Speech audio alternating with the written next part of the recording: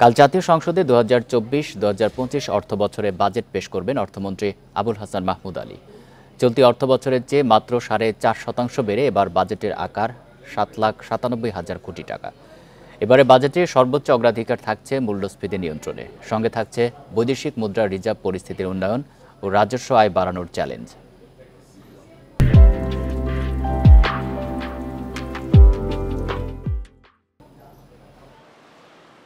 অর্থনীতির নানামুখী চ্যালেঞ্জের মধ্যে প্রথমবারের মতো বাজেট পেশ করতে যাচ্ছেন অর্থমন্ত্রী আবুল হাসান মাহমুদ আলী। আগামী অর্থ বছরের জন্য 7,97,000 কোটি টাকার বাজেট পেশ করবেন অর্থমন্ত্রী। আপনাকে ধন্যবাদ। বিশাল অঙ্কের প্রস্তাবিত এ বাজেট বাস্তবায়নের জন্য মোট রাজস্ব আয়ের লক্ষ্য ধরা হয়েছে 5,41,000 কোটি টাকা। এর মধ্যে রাজস্ব বোর্ডের লক্ষ্য ধরা হয়েছে 4,80,000 কোটি টাকা। এনবিআর বহির্ভূত খাত থেকে আসবে আরও 15,000 কোটি টাকা। প্রস্তাবিত বাজেটে বার্ষিক উন্নয়ন কর্মসূচি এডিপির আকার ধরা হয়েছে 2,65,000 কোটি টাকা।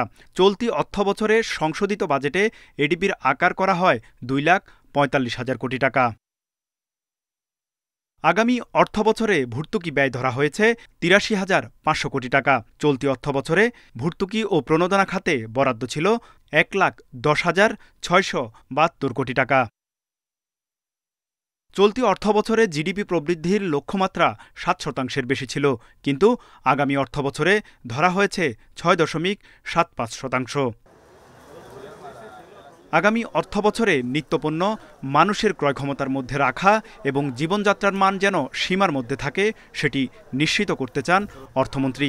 এজন্য মূল্যস্ফীতির লক্ষ্য ধরা হয়েছে 6.5%। ঘাটতি মেটাতে 2,56,000 কোটি টাকা দেশি বিদেশি উৎস থেকে ঋণ গ্রহণের পরিকল্পনা থাকছে, যা জিডিপির 4.6%।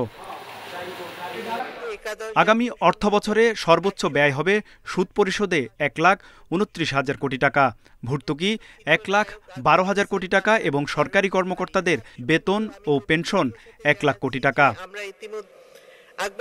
তৌহিদ রানা, ইন্ডিপেন্ডেন্ট নিউজ, ঢাকা।